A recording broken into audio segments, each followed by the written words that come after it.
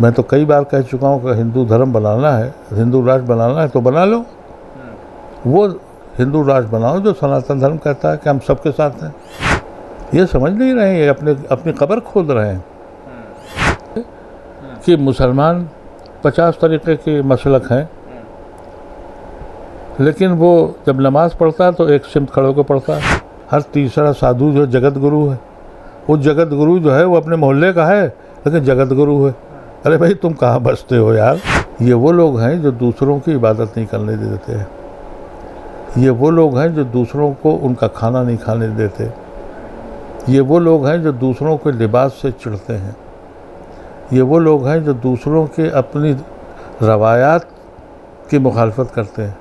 मस्जिदों के सामने हनुमान चालीसा पढ़ने का जो ये पूरा मामला है वो लगातार बढ़ता जा रहा है। राज ठाकरे ने सीधा अल्टीमेटम दिया था और राज ठाकरे पर अभी तक कोई कार्रवाई की नहीं गई है पुलिस की तरफ से, प्रशासन की तरफ से, और अब ये मामला तूल पकड़ता जा रहा है। पूरे मुद्दे पर बातचीत करने के लिए हमारे साथ पूर्व सांसद मोहम्मद अदीब मौजूद हैं। अदीब साहब, अजान को लेकर जो ये पूरा मामला है और कहा जा रहा है कि अगर अजान लाउड स्पीकर पे हुई तो हनुमान चालीसा मस्जिदों के सामने बैठकर पढ़ी जाएगी, तेज़ आवाज़ में पढ़ी जाएगी, और राज ठाकरे ने जब ये अल्टीमेटम दिया उसके बाद से लेकर अभी तक माहौल गर्म है और कहीं भी कोई कार्रवाई राज ठाकरे पर नहीं हुई। मुश्किल ये है कि अज़ान के माने ही उनको नहीं मालूम है जो लोग ये कर रहे हैं। देखिए, अज़ान का मतलब है कि अल्लाह अकबर, अल्लाह सबसे बड़ा है। तो अगर ये लोग नहीं मानते हैं अल्लाह सबसे बड़ा है तो इनकी मजबूरी है। दुनिया में हम सब लोग जितनी भी कौमें हैं वो कहती हैं कि भाई सबसे बड़ा जो है वो अल्लाह है। अगर उससे इनको शिकायत है तो मुझे बड़ी हैरत है। दूसरी बात, वो कहते हैं कि रसूल अल्लाह के पैगम्बर मैसेंजर हैं, इससे भी अगर उनको परेशानी है तो मुझे हैरत है। कहते हैं कि अब अज़ान में कहते हैं अपनी फलाह यानी अपनी बेहतरी के लिए आओ। इसमें क्या, ये नहीं क्या गुंडागर्दी करने के लिए तो बुला नहीं रहे हैं। ये सब इंफीरियरिटी कॉम्प्लेक्स है। मैं तो ये जानता था कि मस्जिदों में अज़ान होती थी और मंदिरों में घंटे बजते थे, तो ये एक नया इश्तिराक शुरू हुआ। और बदनसीबी यह है कि ये पूरे कॉन्सेप्ट को, सनातन धर्म को, ये एक रेडिकल मज़हब बनाने को पेश कर रहे हैं। ये हमारा कोई नुकसान नहीं कर रहे हैं, ये पूरी दुनिया में एक्सपोज हो रहे हैं। आज दुनिया में इस बात पे बहस हो रही है कि सनातन धर्म वो धर्म जो वेस्ट में कोई जानता नहीं था।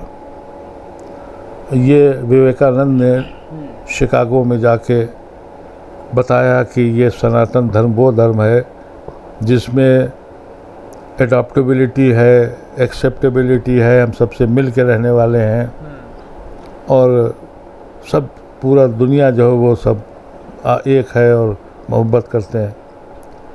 उसकी वजह से लोगों को पहचान हुई कि भाई हिंदू मज़हब भी कोई है। हालांकि आप देख लीजिए कि हर तीसरा साधु जो जगत गुरु है, वो जगत गुरु जो है वो अपने मोहल्ले का है लेकिन जगत गुरु है। अरे भाई तुम कहाँ बसते हो यार, कहाँ हो, तुमको कौन जानता था। हिंदू मज़हब की शिनाख्त दुनिया में सबसे पहले इराक़ में हुई। इराक़ की जब सल्तनत थी तो इतनी रिच थी कि जिस वक्त हलाकू ने उसको तबाह किया, हज़ारों लाइब्रेरियाँ थीं। हिंदुस्तान की जो किताबें थीं, पुराण और गीता, इसका ट्रांसलेशन अरबी ज़बान में हुआ, फिर अरबी ज़बान से पर्शियन ज़बान में हुआ। तब लोगों को पता लगा कि ये भी एक मज़हब है। अफ्रीका के मज़हबों को जानते हैं आप? कोई और ऐसे मज़हब जो बहुत बहुत पुराने हैं, कोई नहीं जानता उसको। ये इस अरब वर्ल्ड ने इसको पहचानवाया था अपने ट्रांसलेशन कर करके। तो आज क्यों ये हालात? तो देखें ना, ये अब विवेकानंद ने फिर उस मज़हब को दुनिया के सामने एक ऐसा मज़हब पेश किया जो दुनिया खुश हुई कि हाँ भाई ये ऐसे लोग हैं। आज वहाँ क्या हो रहा है, ये वो लोग हैं जो दूसरों की इबादत नहीं करने देते हैं। ये वो लोग हैं जो दूसरों को उनका खाना नहीं खाने देते। ये वो लोग हैं जो दूसरों के लिबास से चिढ़ते हैं। ये वो लोग हैं जो दूसरों के अपनी रवायात की मुखालफत करते हैं। दूसरों के या सिर्फ मुसलमान? मुझे दूसरों का मतलब यहाँ मुसलमान है। दुनिया में कोई एक मुल्क ऐसा नहीं मिलेगा जो एक मज़हब की इबादत करने वालों को दूसरे मज़हब के लोग आके रोकें। ये हिंदुस्तान वाहिद मुल्क है और ये उस मुल्क के ये चंद हजरात सनातन धर्म को बहुत पीछे छोड़ गए। मैं तो कई बार कह चुका हूँ कि हिंदू धर्म बनाना है, हिंदू राष्ट्र बनाना है तो बना लो।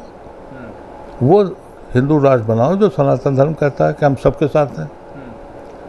ये जो गुंडा राज जो चल रहा है, जिम्मेदारी हिंदुओं की है अपने मज़हब को बचाएं, नहीं तो अब इनका ये हशर होने वाला है कि दुनिया में और ख़ास तौर से वेस्ट में जहाँ जाएंगे तो इनके पहले तो कपड़े उतारवाए जाएंगे कि तुम आतंकवादी तो नहीं हो।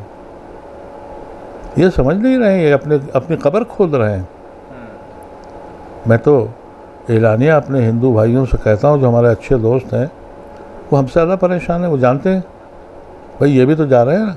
और रोज़ आप देखें कि मिडिल ईस्ट में, बरसगीर में यही हो रहा है। रोज़ कोई ना कोई बयान आ रहे हैं। लेकिन अब क्योंकि दुनिया उसूल पे नहीं मार्केट पे चलती है, दुकान है ये। सऊदी अरेबिया क्यों पूछ रहा है? पैसे हैं। लेकिन अंदर आवाम तो समझ रही है। बहुत से ऐसे मुझे हिंदू भाई मेरे मिलते हैं, घर आते हैं, जो कहते हैं कि भाई हम लोग बहुत परेशान हैं। लेकिन इस हुकूमत की समझ में बात आ नहीं रही। अली साहब, हिंदू राष्ट्र बनाने की जो बात अभी आप कह रहे थे, वो बात लगातार उठ रही है। कहा जा रहा है कि भारत को हिंदू राष्ट्र बनना ही है। एक टीवी चैनल का एंकर है सुदर्शन न्यूज़ का, सुरेश चौहान के, वो बाकायदा जगह जगह जाकर शपथ दिलाता है लोगों को और कहता है कि हम हिंदू राष्ट्र बना कर रहेंगे, चाहे बलिदान देना पड़े या बलिदान लेना पड़े। तो हिंदू राष्ट्र बनाएंगे तो कानून कौन सा लागू करेंगे? इनका तो अभी देखिए, ये इनको घबराहट क्या है? ये जो कॉम्प्लेक्स है वो इसलिए है कि मुसलमान 50 तरीके के मसलक हैं, लेकिन वो जब नमाज़ पढ़ता है तो एक सिमत खड़े होकर पढ़ता है। ये कहाँ से लाएंगे? वो जब वज़ू करता है, चाहे वो शिया हो, सुन्नी हो, बरेलवी हो, देवबंदी हो, वो एक ही तरह से करता है। वो पहले वज़ू करता है, फिर नमाज़ पढ़ता है। दुनिया की कहीं की जाने पर हो, उसकी एक सिमत तय है कि वहीं पढ़ेगा। तो वो ये सब चीज़ें ये अभी ये तो प्रोसेस में कर रहे हैं ना। कोई बहुत से ऐसे मुझे याद है विशंबरनाथ पांडे जी बहुत प्रोमिनेंट एमिनेंट हिस्टोरियन थे, मैंने 10 साल उनके साथ रहा हूँ। वो कहते थे कि कोई आदमी मुझे 500 साल पुराना राम का मंदिर दिखा दे। चैलेंज करते थे, उन्होंने लिखा भी है।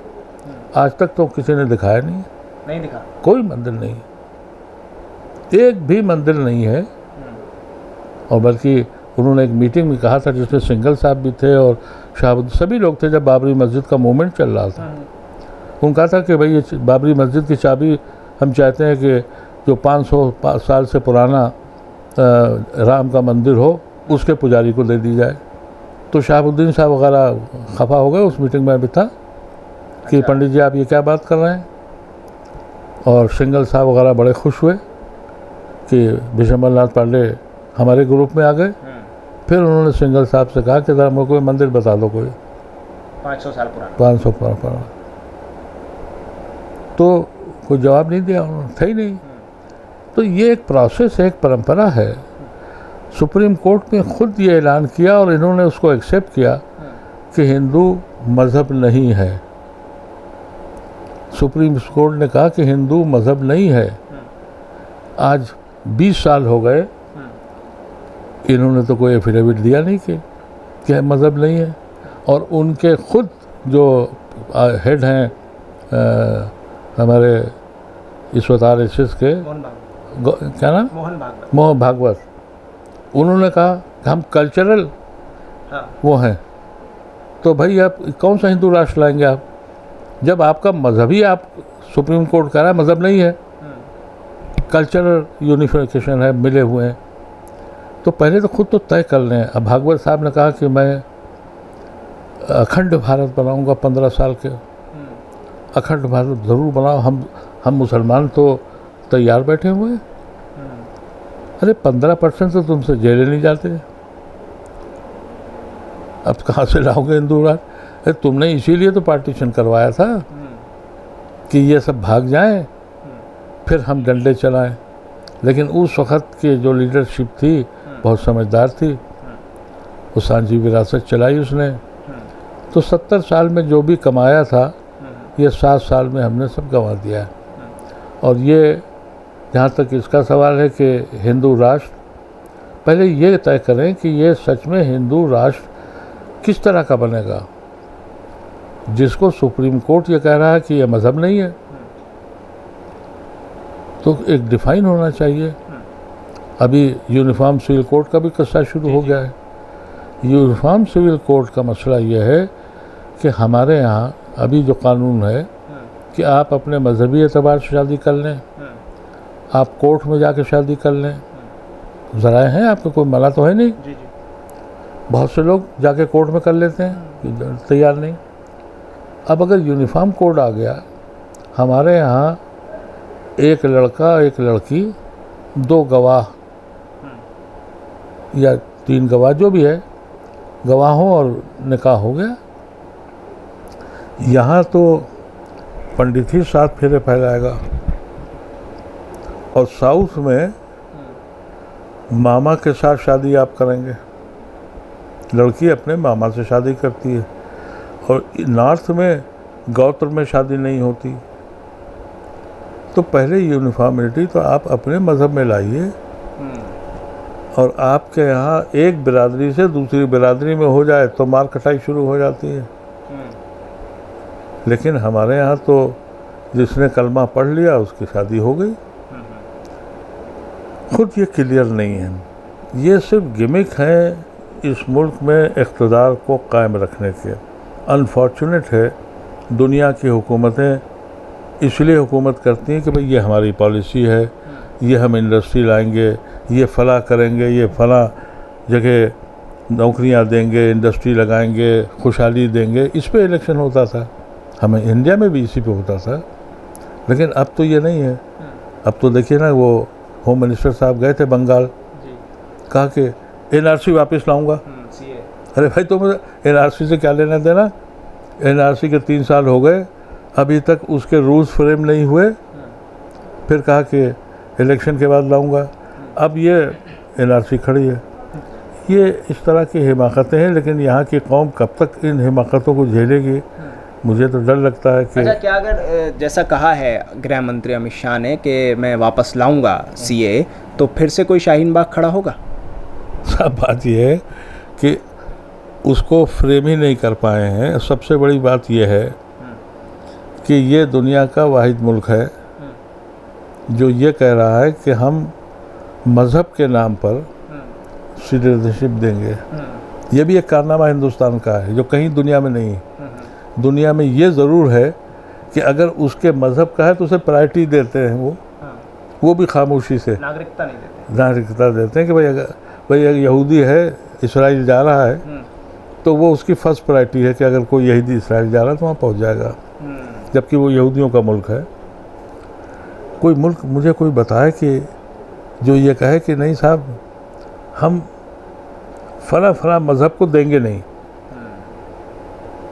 ऐसा कोई मुल्क नहीं है। फिर भी कहते हैं, गर्व से कहो, मारती हैं। भाई अजीब मज़ाक। अगर ऐसा हुआ तो क्या शाहीन बाग कोई होगा दोबारा?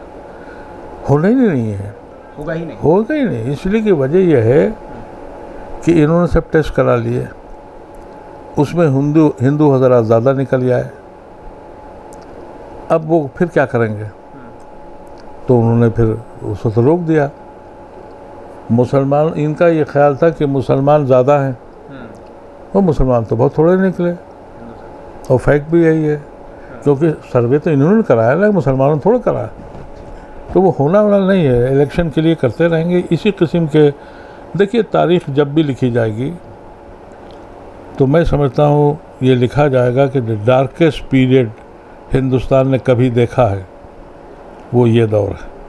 शुक्रिया अदीब साहब, INN चैनल से बातचीत करने के लिए। पूर्व सांसद मोहम्मद अदीब हमारे साथ मौजूद थे। अदीब साहब ने कहा है कि जितने भी मसले इस वक्त खड़े हुए हैं, अजान का मामला हो, लाउड स्पीकर का हो, हनुमान चालीसा हो, या अमित शाह का बयान CAA वापस लाना हो, या उसके अलावा ज्ञानवापी मस्जिद हो, ये तमाम मुद्दे सिर्फ़ और सिर्फ इलेक्शन के लिए उठाए जाते हैं और उसी की वजह से, पोलराइजेशन की वजह से ये तमाम चीज़ें सामने आती हैं। बाकी इनकी दूसरी कोई हकीकत नहीं है। दिल्ली से INN चैनल के लिए साहिल नकवी।